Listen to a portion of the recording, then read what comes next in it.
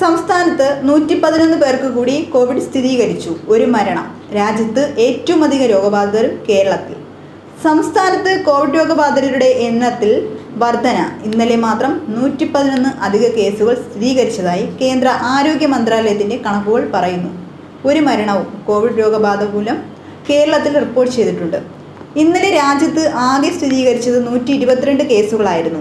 Active കേസുകൾ രാജ്യത്ത് 1828 ഉയർന്നിട്ടുണ്ട്. ഇതിൽ കേരളത്തിൽ മാത്രം 1634 കേസുകളുണ്ട്. തമിഴ്നാട്ടിൽ ഇന്നലെ 15 കേസുകളാണ് അധികമായി റിപ്പോർട്ട് ചെയ്തത്. കർണാടകത്തിൽ 60 കേസുകളാണ് ആക്റ്റീവായുള്ളത്. ഇതിൽ 2 കേസുകളാണ് ഇന്നലെ അധികമായി റിപ്പോർട്ട് ചെയ്തത്. ഗോവയിൽ 2 കേസുകളും അധികമായി റിപ്പോർട്ട് ചെയ്തിട്ടുണ്ട്. ഗുജറാത്തിൽ 1 കേസും അധികമായി റിപ്പോർട്ട് ചെയ്തു. ഒമിക്രോണിന്റെ ഉപവകഭേദമാണ് JN.1. സെപ്റ്റംബറിൽ അമേരിക്കയിലാണ് ഈ വൈറസിനെ ആദ്യം കണ്ടെത്തിയത്.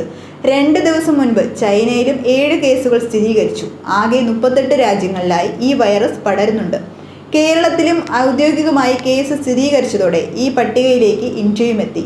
ചില രാജ്യങ്ങളിൽ രോഗലക്ഷണങ്ങളുമായി നിരവധി പേർ ആശുപത്രി ചികിത്സയിലെത്തുന്നതിന് കാരണം ഈ വൈറസിന്റെ സാന്നിധ്യമാണെന്ന് വിലയിരുത്തൽ. തുടർന്ന് സിംഗപ്പൂരിലടക്കം അധികൃതർ യാത്രാ നിയന്ത്രണങ്ങൾ കർശനമാക്കിയിരുന്നു.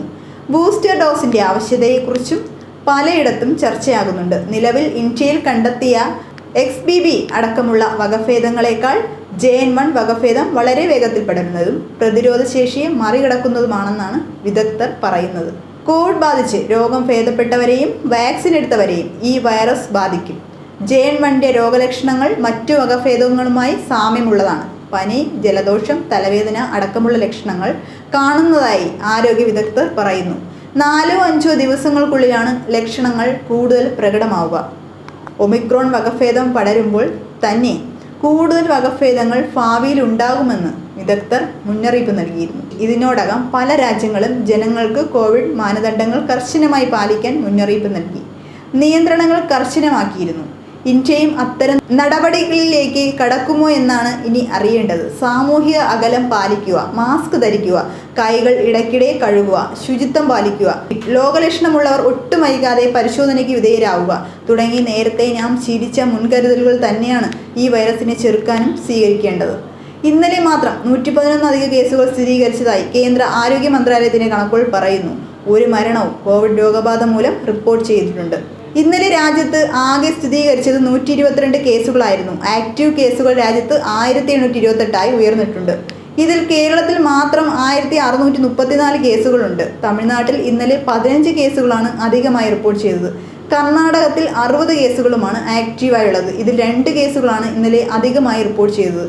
ഗോവയിൽ 2 കേസുകളും അധികമായി റിപ്പോർട്ട് ചെയ്തിട്ടുണ്ട്. ഗുജറാത്തിൽ 1 കേസും അധികമായി റിപ്പോർട്ട് ചെയ്തു. കോവിഡിന്റെ വകഭേദമായ ഒമിക്രോണിന്റെ ഉപവകഭേദമാണ് JN.1. സെപ്റ്റംബറിൽ അമേരിക്കയിലാണ് ഈ വൈറസിനെ ആദ്യം കണ്ടെത്തിയത്. 2 ദിവസം മുൻപ് ചൈനയിലും 7 കേസുകൾ സ്ഥിരീകരിച്ചു. ആകെ 38 രാജ്യങ്ങളിലായി ഈ വൈറസ് പടരുന്നുണ്ട്.